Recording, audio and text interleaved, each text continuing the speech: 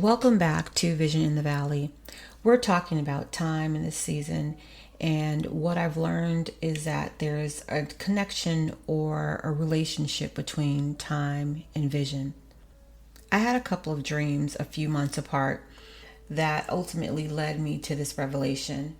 One evening, I dreamt of my then office mate, and she was moving about the office on roller skates.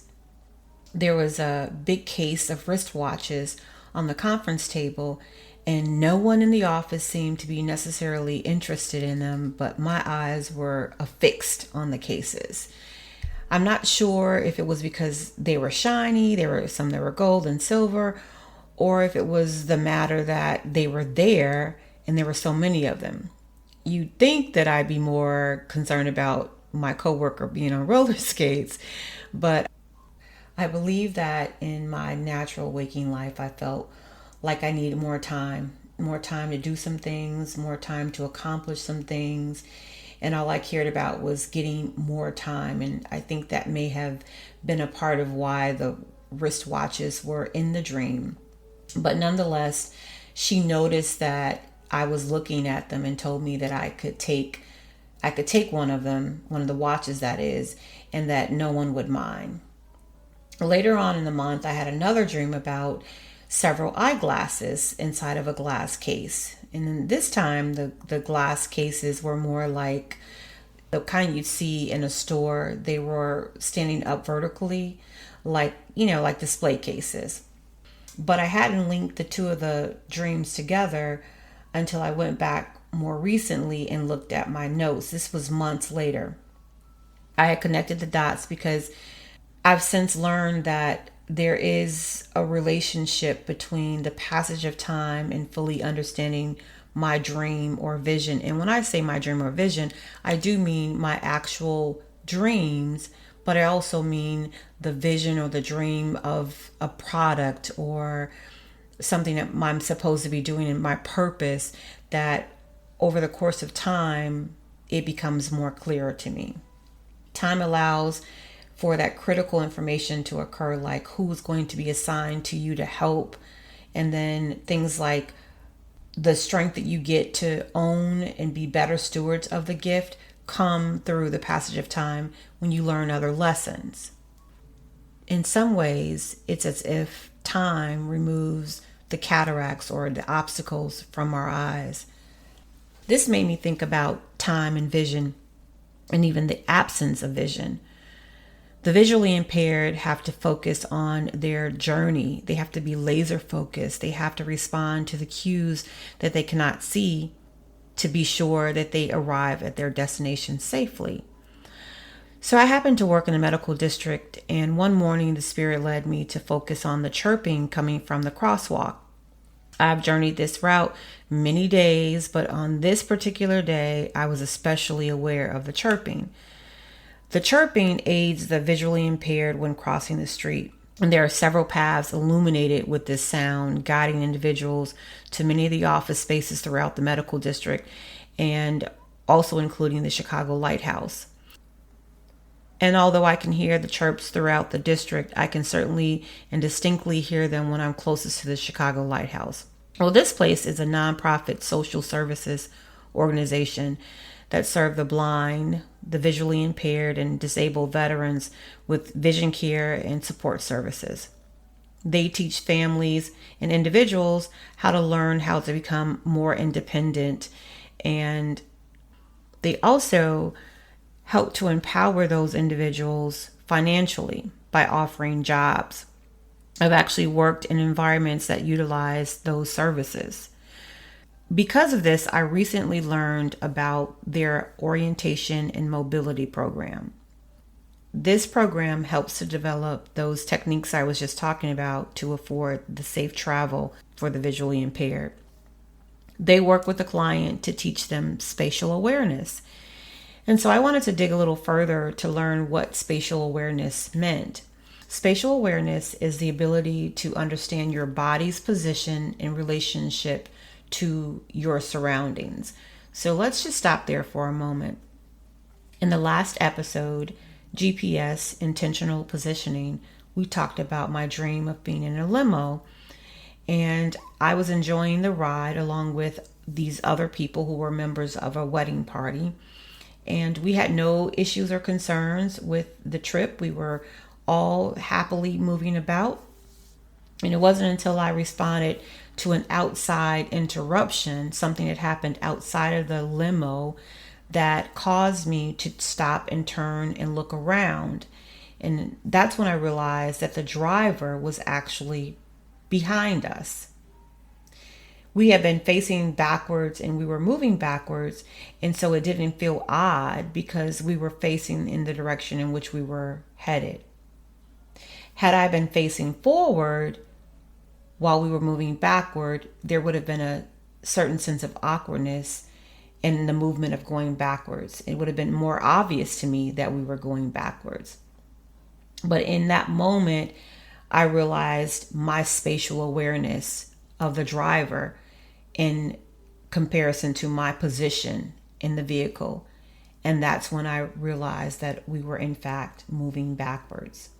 So spatial awareness, the fact that there are tools and activities associated with teaching this to the visually impaired, made me think about the visually impaired in the spirit. So if the physical and natural spatial awareness is the ability to understand your body's position in relation to your surroundings, the spiritual version of that would be to understand your position in relation to God and his will and or plan for our lives. He gives us a promise or a vision, and we struggle because we get the end picture. We get the end result, how it's going to turn out, but we don't know the how-tos or the when will it's, and it drives us crazy. It seems like delay, but because we can't compare our time to his time, it just doesn't translate. We struggle with the mere interpretation of it. If we're honest, we know that it's always bigger than us. If we can do it alone, then it's our vision and our dream and not his vision for our lives. It's bigger than what we can manage in the state we usually receive it in, right? It's the passage of time and the lessons that we learn along the way that prepare us and strengthen us to be good stewards over this promise, over this vision. And discovering this can change the whole trajectory of your spiritual life. The visually impaired have to learn to trust navigating in spaces that they cannot completely see. They have things to do and cannot allow the limitations of non-sight delay or discourage them. They have to trust the techniques, or as we say, trust the process, and then they have to move. In the world of social awareness and politically correct terminology, the phrase blind leading the blind sounds offensive. But I'll tell you something. The visually impaired community has successfully mastered the navigation of unfamiliar territory and unfamiliar spaces where visual cues are absent. They do this beautifully empowered and keenly aware that sight and vision are not synonymous. Sight occurs in the eyes, and vision happens in the mind and in the heart. In fact, Helen Keller said, "The only thing worse than being blind is having sight but no vision." The visually impaired have to be focused on the journey. They have to listen and they have to feel the cues that they can't see. The click of a cane, the chirping of the crosswalk, and awareness is necessary. I think that in the seeing community, time serves as this cue, right? The visually impaired have learned to trust these cues in order to safely navigate. I think that time serves as a substitution for us in the sight community because we're not as laser focused on those cues. We don't depend on those cues, and any little thing will distract us. Any little thing will cause us to lose focus. But time, the passage of time, serves as that clarity moment, the thing that brings us back, the thing that gives us that laser focus because we can look back on it. Vision in the Valley is about vision and revelation in spaces that feel like valley moments. 10 years ago, my life didn't feel like vision in the valley. It just felt like valley. But in time, I'm seeing God's perfect plan come into view.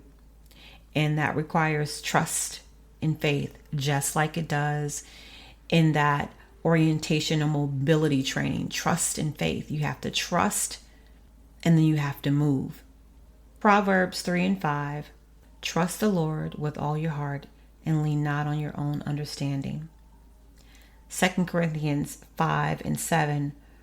For we live by faith, not by sight. And finally, Psalm 27:13.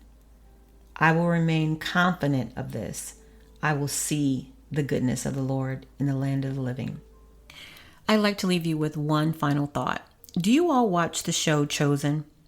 Well, in season 1, episode 5, Jesus performed the miracle of changing water to wine. But before he had done so, Thomas had many, many questions. I'd like to read to you something from that show. The writers took some liberties, some creative liberties, and they had the actor portraying Jesus to say the following. It's going to be like that sometimes, Thomas. I do not rebuke you. It is good to ask questions, to seek understanding. I know of a man like you in Capernaum, always counting, always measuring. Join me and I will show you a new way to count and measure, a new way to see time. Keep watching. I walked away from that and just thought to myself, wow, Jesus will teach us a new way to see time. I can't wait to talk with you soon.